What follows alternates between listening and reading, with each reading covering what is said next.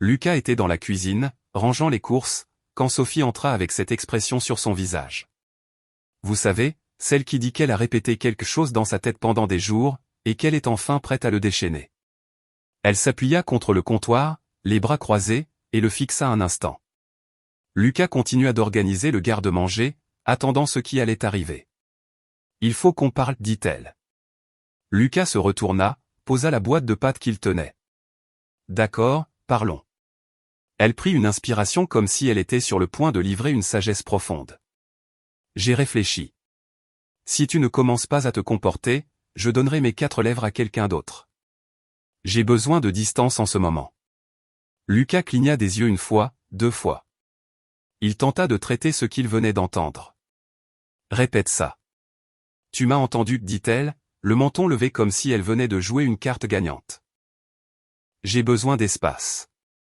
Et si tu continues à agir comme ça, quelqu'un d'autre appréciera ce qu'il recevra.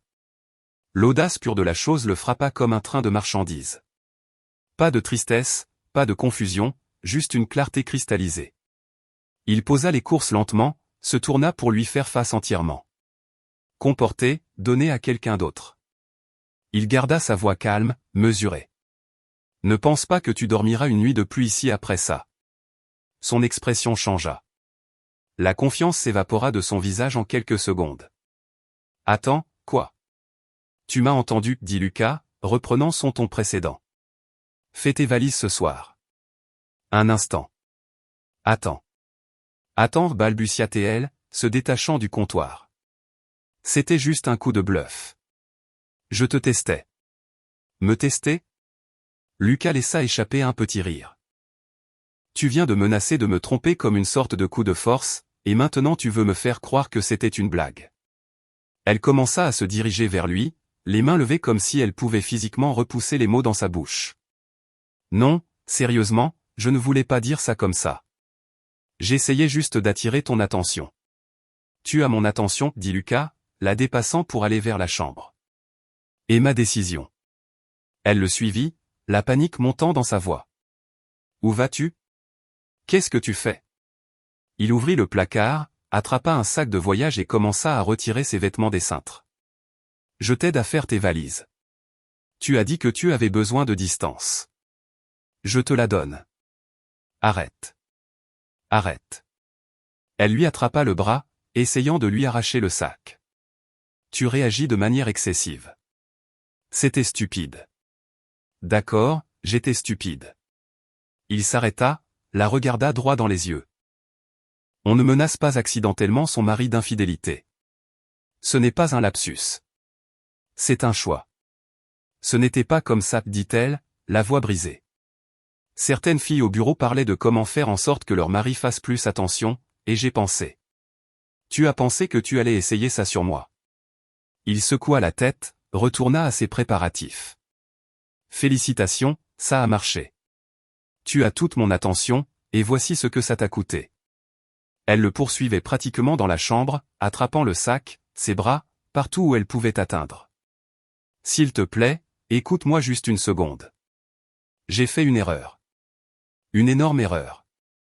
Une erreur implique que tu ne savais pas mieux, dit Lucas, fermant la fermeture éclair du sac. Tu savais exactement ce que tu disais. Tu voulais une réaction. Tu en as eu une. Des larmes commencèrent à couler sur son visage. Tu ne peux pas juste me jeter dehors. C'est aussi ma maison.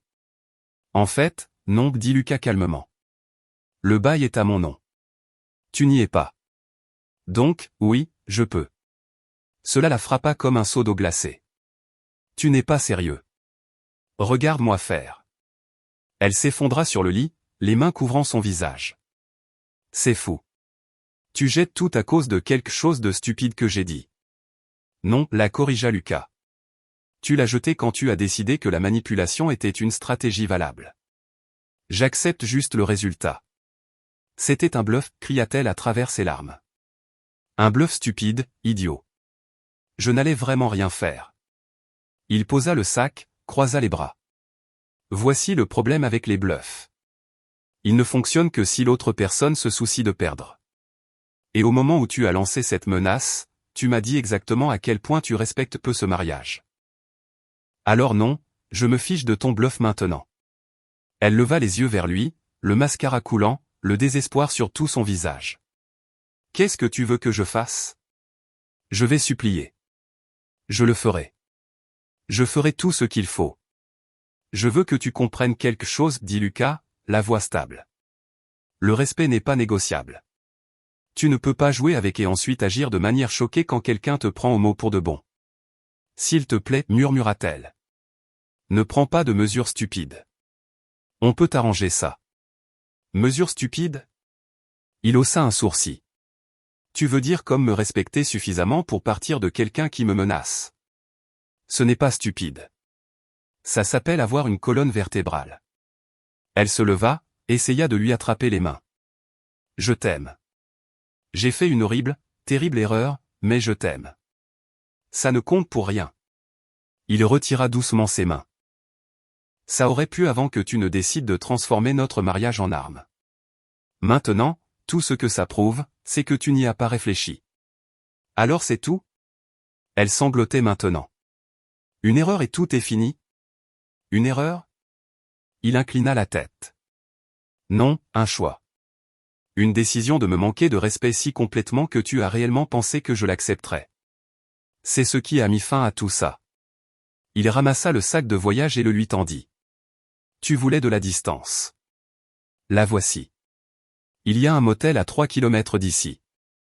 Ma suggestion, utilise cette nuit pour réfléchir à pourquoi tu as pensé que c'était acceptable. Elle serra le sac mais ne se dirigea pas vers la porte. Je n'arrive pas à croire que tu fasses ça. Je n'arrive pas à croire que tu aies dit ça, répondit Lucas. Mais nous y voilà. Elle le fixa longtemps, cherchant sur son visage la moindre fissure, le moindre indice qu'il pourrait changer d'avis. Elle n'en trouva aucune. Tu fais une erreur, dit-elle doucement. Peut-être, reconnut Lucas. Mais c'est à moi de la faire. Tout comme ce que tu as dit était à toi. Elle essuya son visage, se redressa légèrement. Une partie de la panique était maintenant remplacée par de la colère. Bien, mais ne viens pas pleurer quand tu te rendras compte de ce que tu as abandonné. Lucas faillit rire. Je prendrai mes chances. Elle attrapa son sac à main, jeta le sac de voyage sur son épaule et se dirigea vers la porte. Elle se retourna une dernière fois. Ce n'est pas fini. Oui, dit Lucas, répondant à son regard avec une certitude calme. Ça l'est. La porte claqua derrière elle. La maison devint silencieuse. Lucas resta là un instant, laissa le silence s'installer. Puis il retourna à la cuisine, ramassa la boîte de pâtes qu'il avait posée et finit de ranger les courses. Le respect n'est pas quelque chose que l'on mendie. C'est quelque chose que l'on exige. Et au moment où quelqu'un vous montre qu'il ne l'a pas, vous lui montrez la porte. Ce soir-là, Lucas fit exactement cela. Le lendemain matin, Lucas se réveilla avec 17 appels manqués et 23 messages, tous d'elle. Il les fit défiler en buvant son café. Ils allaient des excuses à la colère, au désespoir et de nouveau aux excuses. Le dernier, envoyé à 3 heures du matin, disait « Il faut qu'on se parle en face à face. Je peux tout expliquer. » Lucas répondit par texto « Non. » Café sur la grande rue, lieu public. Sa réponse arriva en quelques secondes. Merci. Je serai là. Lucas ne faisait pas cela pour une réconciliation. Il le faisait parce qu'il voulait des réponses. On ne se réveille pas un jour en décidant de menacer son conjoint d'infidélité, à moins que quelque chose ne vous y ait conduit. Il avait besoin de savoir quoi. Il arriva au café 15 minutes plus tôt, s'installa à une table dans le coin arrière où il pourrait parler sans être entendu, et attendit. Elle arriva pile à midi, l'air de ne pas avoir dormi, les cheveux tirés en arrière, un maquillage minimal, les yeux rouges et gonflés. Elle se glissa sur la chaise en face de lui, serrant son sac à main comme une bouée de sauvetage. « Merci de me rencontrer, commença-t-elle. Lucas hocha la tête. « Parle. » Elle prit une inspiration tremblante. « Je sais que ce que j'ai dit était impardonnable. J'ai passé la nuit à essayer de trouver comment l'expliquer. Et honnêtement, il n'y a pas de bonne explication, mais j'ai besoin que tu comprennes d'où ça vient. J'écoute. Tu te souviens de Chloé de mon bureau, demanda-t-elle. Lucas se souvenait. Chloé Bernard, bruyante, opiniâtre, divorcée 2 fois avant 40 ans. Oui. Elle nous parlait d'un livre qu'elle avait lu. C'est sur les dynamiques de pouvoir dans les relations. Comment les femmes doivent garder le dessus ou les hommes les prennent pour acquises. Elle parlait vite maintenant, comme si elle avait besoin de tout dire avant que Lucas ne l'interrompe. Elle a dit que son deuxième mariage s'était effondré parce qu'elle était trop arrangeante, trop disponible. Elle a dit que les hommes ont besoin de sentir qu'ils pourraient vous perdre ou ils arrêtent d'essayer. Lucas se pencha en arrière, croisa les bras. Alors tu as décidé de me menacer sur la base des conseils de quelqu'un qui a raté 2 mariages. Elle tressaillit. Quand tu le dis comme ça a l'air fou. Parce que ça l'est. Je sais, dit-elle rapidement. Mais ce n'était pas seulement elle. Claire parlait de la façon dont elle avait dit à son mari qu'elle allait sortir davantage avec ses amis célibataires et soudain, il a recommencé à planifier des soirées en amoureux. Nathalie a dit qu'elle avait arrêté de faire la lessive de son mari pendant 1 semaine et il a commencé à l'apprécier davantage. Elles ont fait passer ces petits jeux de pouvoir pour normaux, voire sains. Lucas la fixa. Et tu pensais que menacer de tromper était dans la même catégorie que ne pas faire la lessive? Non, je veux dire, je vois maintenant à quel point c'est différent, mais sur le moment, ça ressemblait au même principe. Te faire réaliser ce que tu perdrais si tu ne faisais pas attention. Sauf que je faisais attention, dit Lucas d'une voix neutre. Je travaille 45 heures par semaine, rentre à la maison, aide à tout dans la maison, et ne t'ai jamais fait sentir que tu n'étais pas une priorité. Alors, qu'est-ce que je ne faisais pas exactement qui a nécessité que tu fasses quelque chose comme ça? Elle baissa les yeux sur ses mains. Tu as été stressé dernièrement, distant. Nous ne nous sommes pas connectés comme avant. Alors, ta solution a été de faire exploser toute la relation au lieu de simplement m'en parler? Je sais que c'était mal. Mal ne commence même pas à le couvrir, l'interrompit Lucas. Ce que tu as fait était manipulateur, calculé. Tu t'es assise avec tes amis, tu as discuté de stratégies pour contrôler vos maris comme si nous étions des chiens qui ont besoin d'être dressés, puis tu es rentré à la maison et tu en as essayé une sur moi. Ce n'est pas une erreur. C'est un schéma. Ses yeux se remplirent de larmes à nouveau. Ce n'est pas comme ça. Alors explique-moi en quoi c'est différent, la défia Lucas, parce que de là où je suis, tu viens d'admettre que tu prenais des conseils de mariage de personnes qui traitent les relations comme un jeu d'échecs. Elle essuya ses yeux. Je ne pensais pas que tu me jetterais réellement dehors. Je pensais que tu serais en colère. Nous nous disputerions et ensuite je m'excuserais et nous arrangerions ça. Je ne pensais pas que tu mettrais simplement fin à tout. C'est le problème, dit Lucas. Tu n'as pas réfléchi. Tu n'as pas considéré que certaines choses ne peuvent pas être effacées. Tu as jeté les dés et tu as supposé que j'accepterais simplement parce que partir semblait plus difficile que rester. Alors quoi maintenant, demanda-t-elle doucement. Tu as fait passer ton message. Je comprends à quel point j'ai tout gâché. Pouvons-nous s'il te plaît essayer d'arranger ça? Lucas secoua lentement la tête. Tu ne comprends toujours pas. Il ne s'agit pas de te donner une leçon ou de faire passer un message. Il s'agit du fait que je ne peux plus te faire confiance. Oui, tu peux. Non, je ne peux pas, la coupa Lucas, parce que maintenant, chaque fois que nous aurons un désaccord, je me demanderai quelle tactique de manipulation tu as apprise de Chloé ou Claire ou de qui que ce soit d'autre. Chaque fois que tu seras en colère contre moi, je me demanderai si tu es sincère ou si tu joues un rôle que tu as lu en ligne. Tu as empoisonné le puits. Elle tendit la main sur la table, essayant d'attraper la main de Lucas. Il la retira. S'il te plaît, supplia-t-elle. Je les couperai. J'arrêterai de leur parler. D'arrêter d'écouter leurs conseils. Je te prouverai que je ne suis pas cette personne. Mais tu étais déjà cette personne, dit Lucas, tu me l'as juste montré. Et la seule raison pour laquelle tu veux changer maintenant, c'est parce que ça a mal tourné. Pas parce que tu penses réellement que c'était mal, mais parce que tu n'as pas obtenu le résultat que tu voulais. Ce n'est pas vrai. N'est-ce pas? Lucas se pencha en avant.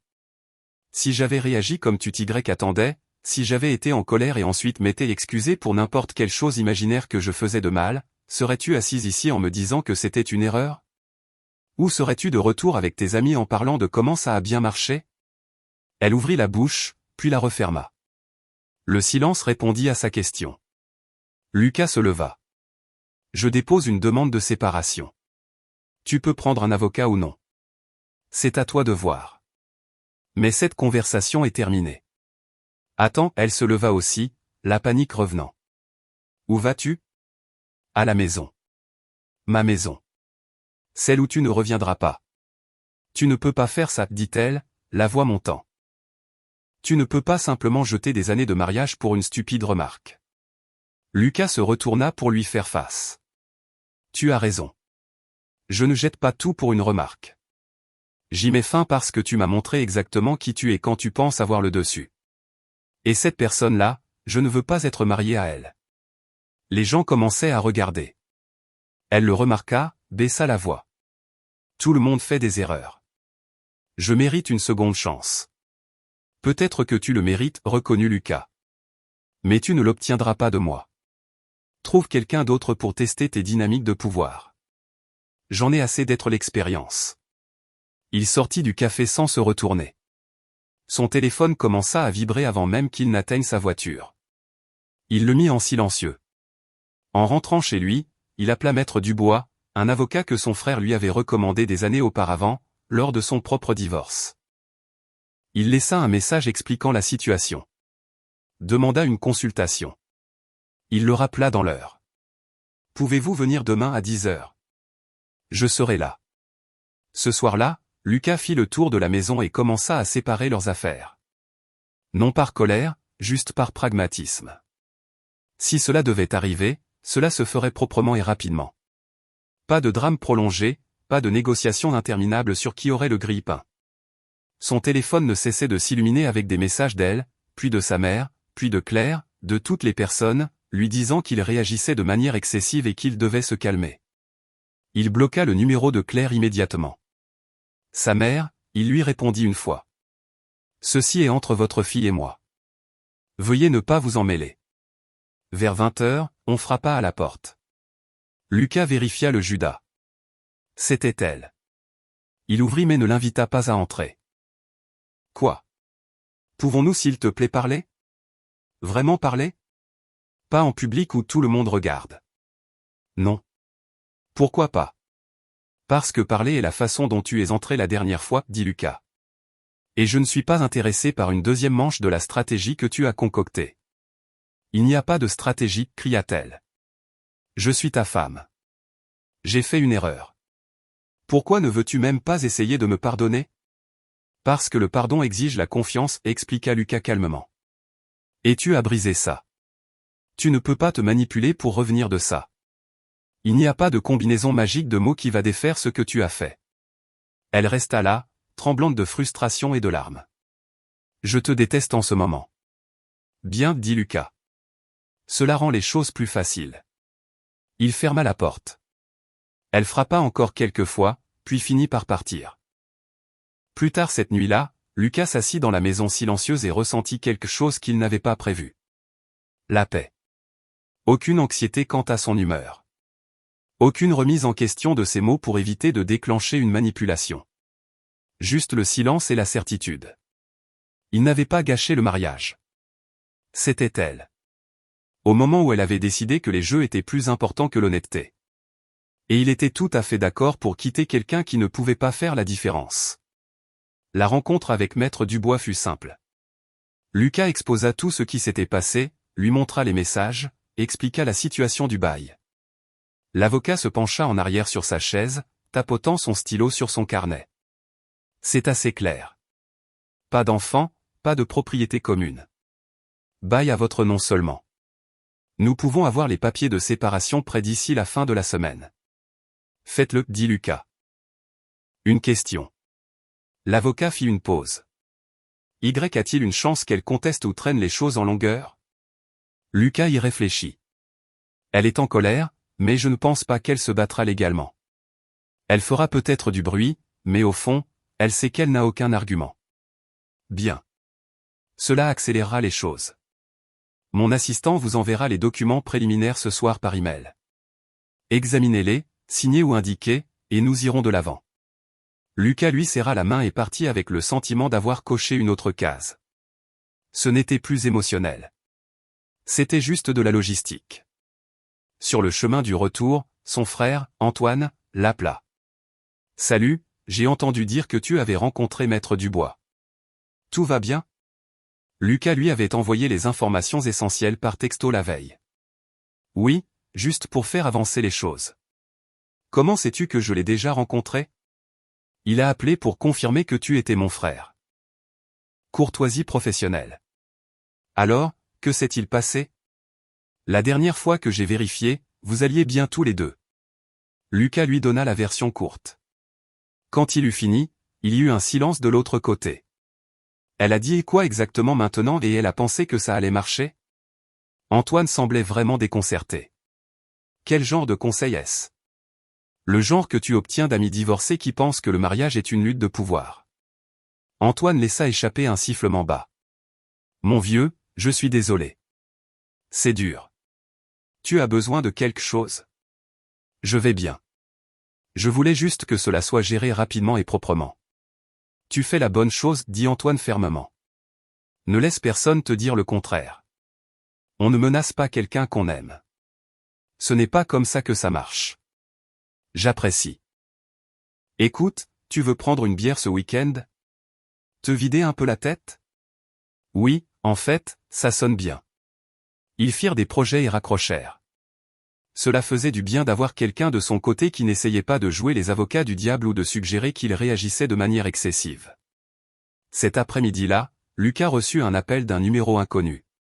Contre son meilleur jugement, il répondit. C'est vous? Une voix de femme, sèche, irritée. Qui demande? Chloé Bernard. Je travaille avec votre femme. Nous devons parler de ce que vous lui faites. Lucas faillit rire. Non, nous n'avons pas à le faire. Excusez-moi. C'est vous qui lui avez donné ce brillant conseil, n'est-ce pas? Sur les jeux de pouvoir et le maintien du contrôle. Lucas garda un ton de conversation. Comment ça a marché? Elle a fait une erreur. Elle a fait un choix. J'ai corrigé sur la base de vos conseils. Donc, si vous appelez pour me convaincre de la reprendre, vous perdez votre temps. Si vous appelez pour assumer votre part de responsabilité dans tout ça, nous pouvons parler. Silence. Puis, vous êtes incroyablement injuste. Le suis-je? Vous lui avez dit de me manipuler. Elle l'a fait. Je suis parti. Cela me semble assez juste. C'était censé vous faire l'apprécier davantage, pas faire exploser tout votre mariage. Alors peut-être que vous auriez dû réfléchir aux conséquences potentielles avant de traiter les relations comme une expérience sociale, dit Lucas. Maintenant, si vous voulez bien m'excuser, je n'ai rien d'autre à vous dire. Il raccrocha avant qu'elle ne puisse répondre. Bloqua le numéro immédiatement. 2 heures plus tard, son téléphone sonna à nouveau. Cette fois, c'était sa belle-mère, Madame Dubois. Lucas hésita à ne pas répondre, mais décida d'en finir. Bonjour, Jacqueline. Qu'est-ce qui se passe? Elle ne perdit pas de temps. Ma fille est hors d'elle. Elle loge dans un motel, pleure sans arrêt et vous ne voulez même pas lui parler. Vous a-t-elle dit ce qu'elle m'a dit? Elle a dit que vous vous étiez disputé et que vous aviez réagi de manière excessive. Ce n'est pas ce qui s'est passé, dit Lucas calmement. Elle a menacé de me tromper comme une sorte de test. Je lui ai dit de partir. Ce n'est pas une réaction excessive. C'est une limite. Il y eut une pause. Elle a menacé de tromper? Ses mots exacts étaient « Je donnerai mes 4 lèvres à quelqu'un d'autre si tu ne te comportes pas » puis elle a dit qu'elle avait besoin de distance, alors je lui ai donné de la distance de manière permanente. Une autre pause, plus longue cette fois. C'était ces mots réels? Oui. Lucas l'entendit soupirer lourdement. Cette fille, je jure parfois. Je ne sais pas ce qui lui passe par la tête. Apparemment, les conseils de ses collègues sur la façon de dresser les maris. Dresser? La voix de Jacqueline s'aiguisa. C'est de ça qu'il s'agit? Cette femme, Chloé, vous savez? Je l'ai rencontrée à la fête de Noël de l'entreprise l'année dernière. Insufferable. A passé toute la soirée à parler de la façon dont les hommes doivent être tenus en laisse. Elle semblait vraiment en colère maintenant. J'ai dit à ma fille d'arrêter de l'écouter. Apparemment, elle ne l'a pas fait. C'était inattendu. Alors, vous comprenez pourquoi je ne peux pas simplement laisser passer ça. Je comprends que vous soyez blessé et en colère, dit Jacqueline prudemment. Mais c'est toujours ma fille. Je dois demander s'il y a un moyen d'arranger ça. Pas de là où je suis. La confiance n'est pas quelque chose que l'on reconstruit après ça. Elle est juste partie. je vois. Elle resta silencieuse un instant. Pour ce que ça vaut, je ne vous blâme pas. Ce qu'elle a dit était inexcusable. Je suis déçu d'elle. Cela prit Lucas au dépourvu. Merci de dire ça. Je lui parlerai. Non pas pour vous faire changer d'avis, mais pour m'assurer qu'elle comprenne la gravité de ce qu'elle a fait. Parfois, elle a besoin d'entendre des vérités difficiles de sa mère. Ils se dirent au revoir et raccrochèrent. Au moins, Jacqueline avait du bon sens. Ce soir-là, Lucas était à la salle de sport quand il rencontra Marc Leroy, un vieil ami de la fac qui était revenu en ville l'année dernière. Ils avaient déjeuné quelques fois, mais ne s'étaient pas vus depuis un moment. Et, l'étranger appela Marc depuis le banc de développé couché. Ça fait une éternité que je ne t'ai pas vu ici. J'ai été occupé, dit Lucas, posant son sac. La vie est devenue compliquée. Ils se mirent à jour entre les séries. Lucas finit par lui raconter toute l'histoire. Marc s'arrêta en plein milieu d'une répétition quand Lucas arriva au commentaire des 4 lèvres. Elle a dit ça mot pour mot et tu l'as jeté dehors cette nuit-là. Cette nuit-là. Il posa l'haltère, s'assit. Honnêtement, bien joué, mon gars. C'est de la manipulation pure et simple. On ne joue pas à des jeux comme ça avec quelqu'un qu'on est censé aimer. C'est ce que je pensais. Comment tu te portes? Mieux que prévu, en fait. C'est presque comme si j'étais soulagé. Marc hocha la tête, d'un air entendu. Parce que tu ne marches plus sur des œufs. Il se reprit. Parce que tu ne remets plus tout en question. Exactement. C'est juste calme, paisible. C'est comme ça que tu sais que tu as pris la bonne décision, dit Marc. Quand partir semble plus léger que rester, la décision se prend d'elle-même. Ils terminèrent leur entraînement et allèrent manger après. C'était normal, facile, comme si Lucas allait déjà de l'avant au lieu de rester bloqué. En rentrant chez lui, une enveloppe était scotchée à sa porte. Son écriture sur le devant, veuillez lire. Il l'ouvrit, debout là, dans le couloir.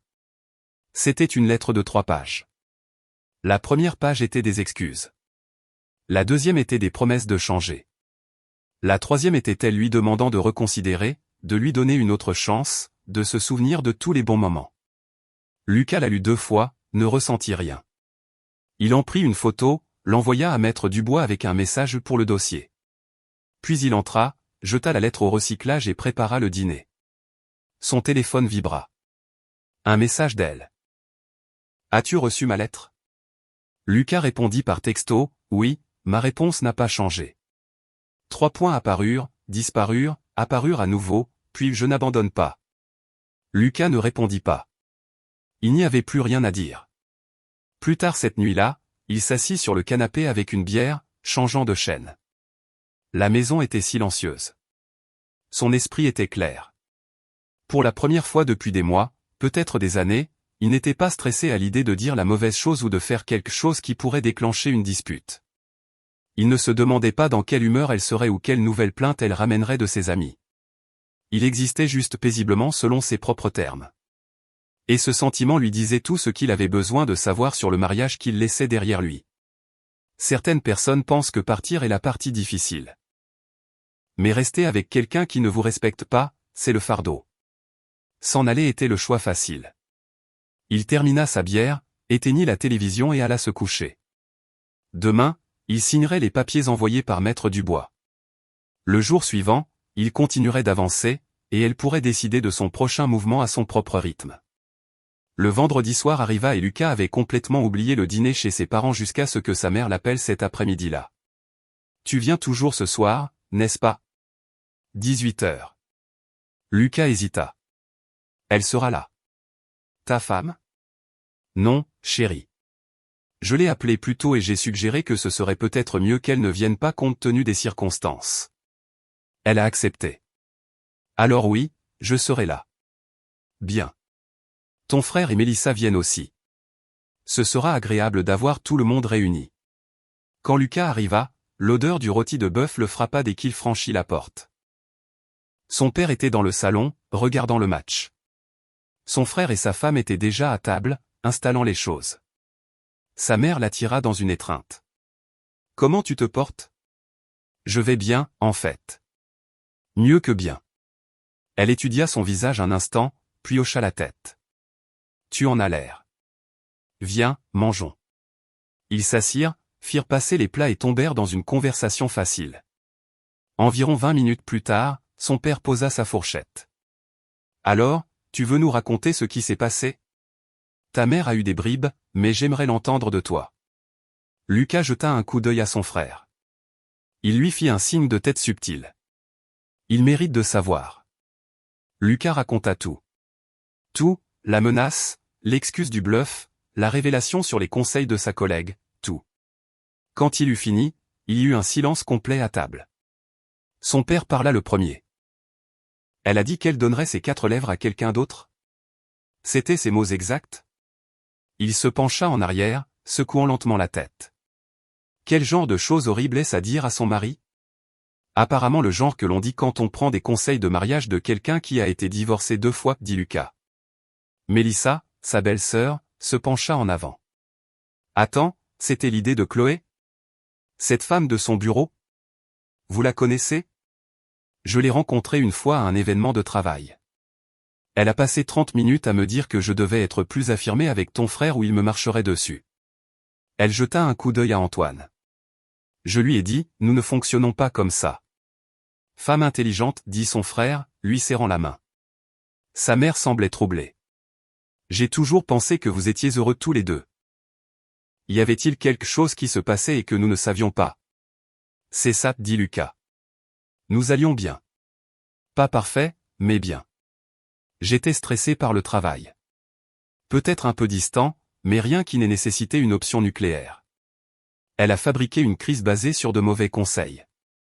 Et maintenant elle te veut de retour, demanda son père. Elle a tout essayé. Lettres, appels, se présenter à la porte. Sa mère a même appelé.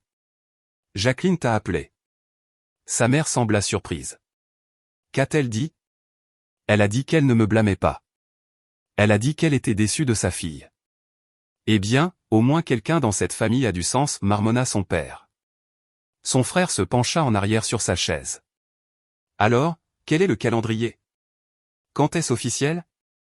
Maître Dubois gère les papiers. Ça devrait être finalisé dans quelques semaines. C'est simple car il n'y a pas de litige de propriété ni d'enfants impliqués. Bien, dit son père fermement. Rupture nette. C'est comme ça que ça devrait être. Sa mère avait toujours l'air triste, mais elle se pencha et lui serra la main. Je suis désolé que ça en soit arrivé là. Je sais que tu l'aimais. Je l'aimais, reconnut Lucas, mais je m'aime plus que je ne suis prêt à tolérer d'être manipulé. C'est mon fils, dit son père avec approbation. Ils terminèrent le dîner et se dirigèrent vers le salon. La conversation passa à des sujets plus légers, mais Lucas surprit sa mère et Mélissa parlant tranquillement dans la cuisine en rangeant. Il était sur le point de proposer d'aider quand la sonnette retentit. Son père regarda sa mère. Tu attends quelqu'un? Non. Son frère alla ouvrir. Lucas entendit sa voix avant de la voir. J'ai besoin de lui parler. S'il vous plaît, juste 5 minutes. Son frère bloqua l'entrée. Je ne pense pas que ce soit une bonne idée. C'est bon, dit Lucas, s'approchant. Laisse-la entrer. Elle entra, les yeux rouges, le mascara taché. Elle regarda tout le monde qui la fixait, puis de nouveau Lucas. Pouvons-nous parler en privé? Non. Quoi que tu aies à dire, tu peux le dire ici. Elle jeta un coup d'œil nerveux. C'est la famille. Exactement. Et ils méritent de savoir pourquoi leur fils et frères se séparent. Son visage rougit. Tu leur as dit? Bien sûr que oui. Que as-tu pensé qu'il allait se passer? Que je mentirais pour toi. Elle croisa les bras autour d'elle-même. Je voulais juste expliquer ma version. Ta version? Mélissa intervint depuis l'entrée de la cuisine. Tu veux dire la partie où tu as menacé de le tromper comme un test? Elle tressaillit. Ce n'était pas comme ça. Alors comment c'était? Demanda son père d'une voix dure. Parce que de là où je suis, c'est exactement ce que ça semble être. J'ai fait une erreur. Une terrible erreur. Mais il ne me donne même pas une chance de la réparer. Parce que certaines erreurs ne se réparent pas, dit Lucas. Elles sont laissées derrière. Sa mère s'avança. Ma chérie, je dis cela avec autant de compassion que possible. Ce que tu as fait n'était pas juste une erreur. C'était une trahison de confiance. Tu ne peux pas manipuler ça pour revenir en arrière. Je n'essayais pas de manipuler. Oui, tu l'étais, la coupa sa mère doucement. Peut-être que tu ne l'as pas vu comme ça sur le moment, mais c'était ce que c'était. Et maintenant tu fais face aux conséquences. Elle se tourna vers Lucas, le désespoir clair sur son visage. Parle-leur des bons moments. Dis-leur que nous étions heureux. Dis-leur que ça n'a pas besoin d'être la fin. Nous avons eu de bons moments, acquiesça Lucas. Mais il n'efface pas ce que tu as fait. Tu as pris une décision calculée de menacer notre mariage. Et maintenant tu es en colère que j'ai pris ton bluff au sérieux pour de bon. Ce n'est pas ma faute. C'est la tienne. Je n'arrive pas à croire que tu fasses ça devant ta famille. Tu es venu ici, lui rappela Lucas. Tu t'es présenté chez mes parents sans y être invité. Tu as rendu ça public. Elle regarda autour de la pièce une dernière fois, ne voyant aucun allié. Bien. Quand tu réaliseras ce que tu jettes, ne viens pas me chercher. Je ne le ferai pas, dit Lucas simplement. Elle le fixa un long moment, puis se retourna et sortit. La porte se referma derrière elle. Personne ne parla pendant plusieurs secondes. Puis son père brisa le silence. Cette femme a du culot de se montrer ici. Elle panique, dit sa mère. Elle a pensé qu'elle pouvait le faire changer d'avis en faisant un appel émotionnel devant nous tous. Eh bien, ça a mal tourné, ajouta son frère. Lucas se rassit sur le canapé. Désolé pour ça. Ne le sois pas, dit son père. Nous sommes ta famille. C'est exactement là que tu devrais être. Mélissa lui apporta une bière de la cuisine. Pour ce que ça vaut, tu as géré ça parfaitement. Ferme, mais pas cruel. Merci. Ils passèrent le reste de la soirée à parler, à regarder le match, à être normaux. Quand Lucas partit vers 22h, il se sentait plus léger qu'il ne l'avait été depuis des jours. Son téléphone vibra sur le chemin du retour. Un message d'elle. Ta famille me déteste maintenant. Lucas répondit, tu as fait ça toi-même. Un autre message. Tu les as montés contre moi. Non, je leur ai dit la vérité. Tu n'aimes pas les conséquences. Elle essaya d'appeler. Lucas refusa. Puis un autre message. Ce n'est pas fini. Lucas se gara dans son allée, resta assis dans la voiture un instant et tapa une dernière réponse. Oui, ça l'est. Arrête de me contacter. Toutes les communications passent par les avocats maintenant. Il bloqua son numéro. Puis il entra, verrouilla la porte derrière lui et dormit mieux qu'il ne l'avait fait depuis des mois. Quand quelqu'un vous montre qu'il est prêt à parier avec votre relation, croyez-le. Et quand il perd ce pari, ne lui donnez pas un autre jeton. La maison était silencieuse, le drame était terminé et Lucas était enfin libre. 2 semaines plus tard, les papiers de séparation arrivèrent à son adresse temporaire. Maître Dubois appela pour confirmer qu'elle avait été servie. Comment l'a-t-elle pris, demanda Lucas. Son avocate a dit qu'elle les avait signés sans contestation. Pas de bagarre, pas de retard. C'est fait. Bien. Vous semblez soulagé. Je le suis. Cela signifie qu'elle comprend enfin, mais apparemment, ce n'est pas tout à fait le cas. Ce samedi-là, Lucas était chez Marc, l'aidant à installer des étagères quand son frère l'appela. Et, juste un avertissement. Elle s'est montrée chez maman et papa ce matin encore. Lucas s'arrêta en plein forage. Sérieusement? Oui. Elle pleurait, s'excusait, leur demandait de te convaincre de reconsidérer. Papa lui a dit de partir et de ne pas revenir. Elle ne l'a pas bien pris. Qu'est-ce qu'elle a fait? Elle est restée dans l'allée pendant 20 minutes, disant qu'elle attendrait que quelqu'un l'écoute. Maman a finalement appelé Jacqueline, qui est venue la chercher. Lucas soupira. C'est pathétique. Ça l'est vraiment, mais au moins Jacqueline s'en occupe maintenant. Elle a dit à maman qu'elle allait faire voir un thérapeute à sa fille. Il était temps. Marc haussa un sourcil quand Lucas raccrocha. Toujours des problèmes. Elle est en spirale. N'accepte pas que ce soit fini. Certaines personnes ne savent pas quand arrêter, dit-il en lui tendant une autre vis. Au moins ta famille te soutient. Oui, ils le font. Au cours de la semaine suivante, les tentatives de le contacter changèrent. Au lieu de messages directs, elle commença à envoyer des choses par le biais d'amis communs. Claire essaya la première, lui envoyant des messages pour lui dire à quel point elle était désolée et qu'il devrait lui pardonner. Lucas répondit une fois. La personne qui lui a donné ce conseil n'a rien à faire de médiation. Ne t'en mêle pas. Puis vinrent des messages d'autres collègues, des gens qu'il connaissait à peine, tous disant la même chose. Elle était malheureuse. Elle avait appris sa leçon. Il devrait lui donner une autre chance. Lucas les ignora tous.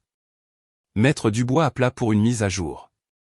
Le décret final sera prêt à être signé vendredi prochain. Après cela, il n'y a qu'une période d'attente et vous serez légalement séparés. Parfait. Une chose de plus. Son avocate a mentionné qu'elle posait des questions sur les clauses de réconciliation. Je leur ai dit qu'il n'y en avait pas.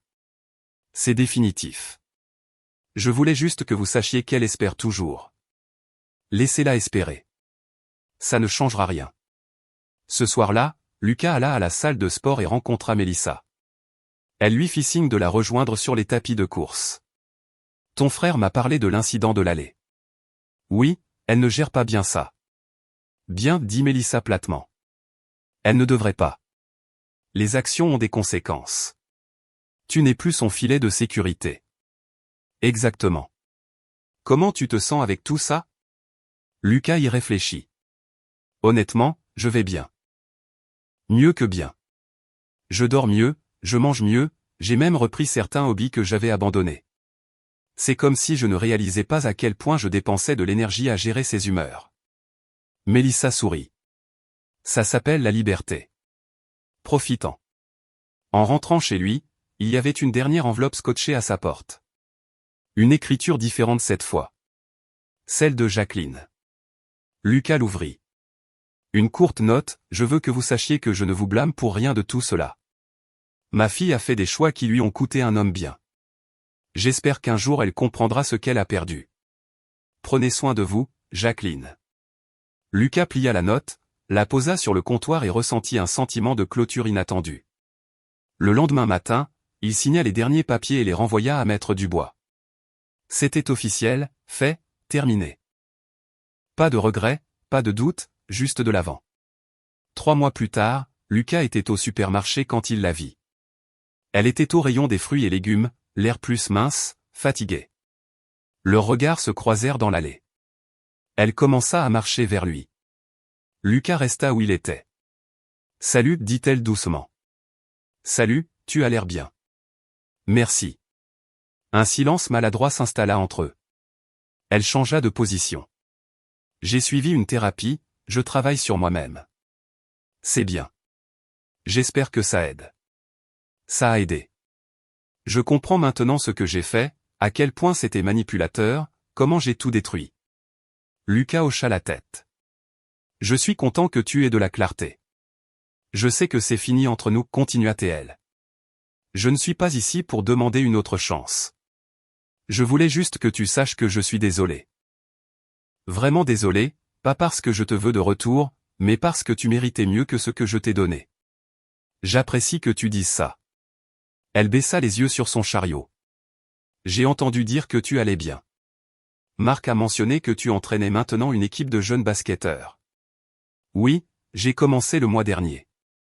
C'est bien. C'est super. Tu as toujours voulu faire ça. Elle parvint à un petit sourire. Je suis contente pour toi. Je le pense. Merci. Une autre pause. Puis elle prit une inspiration. Je devrais y aller. Je voulais juste dire que je suis désolé et que j'espère que tu trouveras quelqu'un qui te traitera comme tu mérites d'être traité.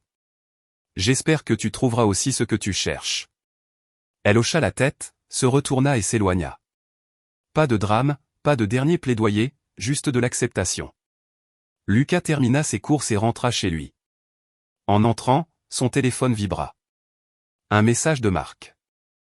Toujours partant pour le match ce soir? Lucas sourit et répondit par texto. Je ne le raterai pour rien au monde.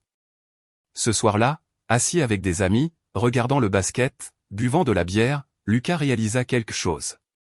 Il n'était plus en colère. Il n'était plus blessé. Il était juste libre. Elle avait essayé de jouer à des jeux avec quelqu'un qui refusait d'être un joueur. Et quand il est parti, il ne l'a pas seulement laissé derrière lui. Il a laissé derrière lui la version de lui-même qu'il aurait tolérée. Certaines personnes passent des années dans des relations qui les épuisent, espérant que les choses changeront. Lucas a passé une nuit à prendre une décision qui l'a sauvé de ce destin.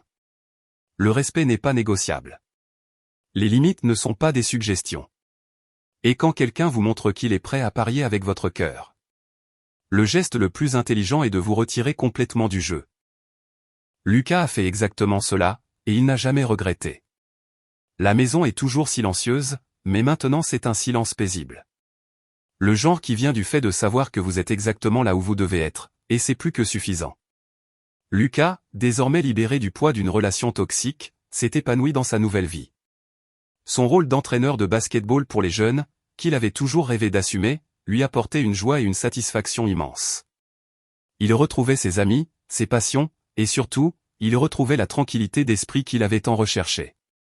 Son appartement, autrefois rempli d'une tension silencieuse, était maintenant un havre de paix, reflétant la sérénité retrouvée de son âme. Les dîners de famille étaient redevenus des moments de pur bonheur, sans la moindre ombre du passé. Ses parents et son frère, Antoine, étaient fiers de le voir si fort et épanoui. Il avait appris la valeur de l'amour-propre et la nécessité de fixer des limites claires. La vie, malgré la fin d'une ère, s'annonçait plus lumineuse que jamais.